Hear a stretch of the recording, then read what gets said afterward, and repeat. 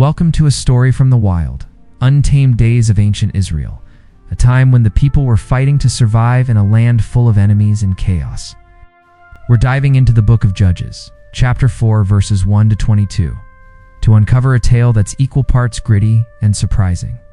It's about a woman named Jael, a warlord named Sisera, and a moment that changed everything.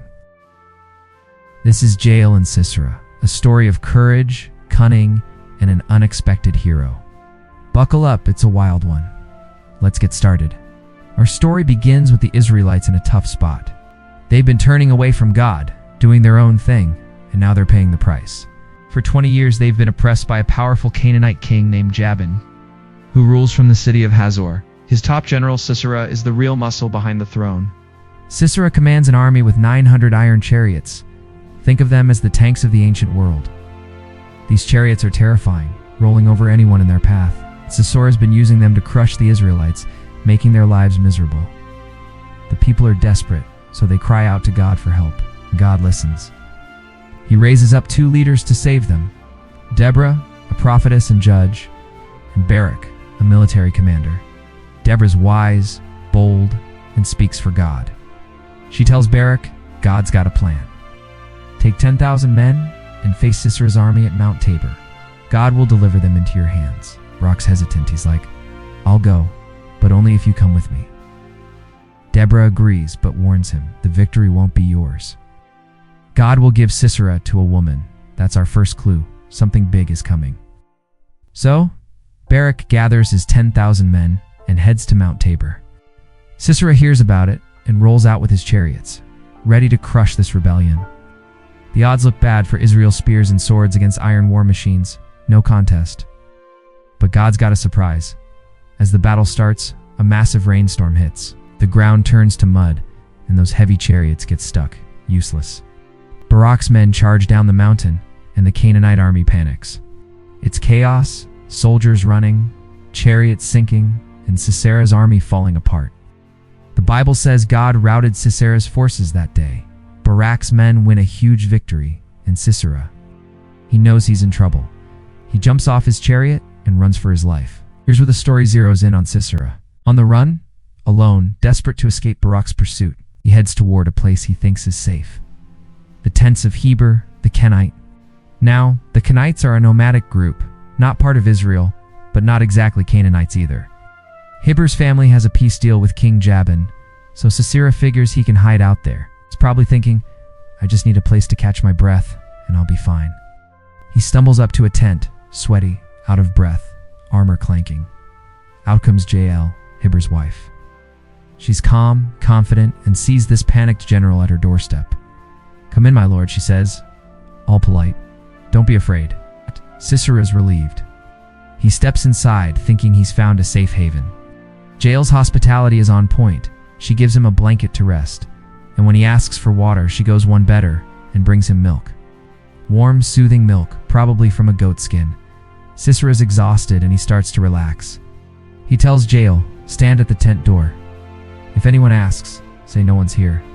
Then he lies down, pulls the blanket over himself, and falls into a deep sleep.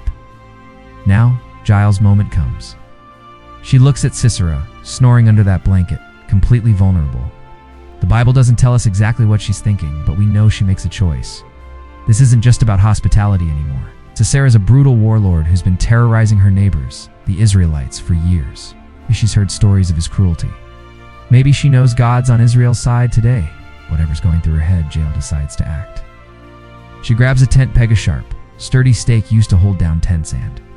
A hammer. Moving quietly, she tiptoes over to Sisera. Then, in one swift, shocking move, she drives that tent peg right through his temple, pinning his head to the ground. It's brutal, it's final, and Sisera never wakes up. Jael, a woman in a world ruled by men and warriors, just took down the most feared general of her time. Right about then, Barak, the Israelite commander, shows up hot on Sisera's trail. Jael steps out of the tent, cool as can be, and says, come in, show you the man you're looking for. She pulls back the tent flap, and there's Sisera dead with a peg through his head. Barak stunned. Deborah's prophecy came true. The victory over Sisera didn't go to Barak or his army, but to a woman, Jael, Her act seals the defeat of Jabin's forces, and the Israelites are free from Canaanite oppression. The land has peace for 40 years. So, what's this story all about? It's not just a tale of a shocking act or a clever woman outsmarting a warlord. It's about courage, faith, and God, using unexpected people to do extraordinary things. Jael wasn't a soldier or a leader. She was a nomadic woman, living in a tent, doing what women did in her world, setting up camp, offering hospitality. But when the moment came, she acted with boldness and decisiveness. She saw a chance to stop a tyrant and took it, even if it meant stepping way outside her comfort zone. This story also shows us how God works in surprising ways. The Israelites expected a big, flashy victory from Barak's army, yet God chose a different path: a woman, a tent peg, a single act of bravery. It's a reminder that heroes can come from anywhere, and that God can use anyone, no matter their role or status, to change the course of history. There's a deeper lesson here too. Jael's world, like ours, was messy and violent. The book of Judges is full of stories of people struggling to do right in tough times. Jael's choice wasn't easy, it was risky, even dangerous. But she acted with conviction, trusting that she was part of a bigger plan. It challenges us to think. When we see wrong in the world, do we have the courage to act, even if it's scary? Do we trust that our small actions can make a big difference? Jael's story is one of those hidden gems in the Bible, short, intense, and unforgettable. It's about a woman who turned hospitality into heroism, who took a stand when it mattered most. It's a call to be brave, to trust in something bigger than ourselves, and to use whatever we've got, whether it's a tent peg or a talent, to make the world better. If you want to read it for yourself, check out Judges chapter 4, verses 1 to 22. Think about it. What's your tent peg moment? What can you do to stand up for what's right?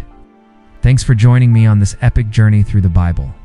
Until next time, stay bold and take care.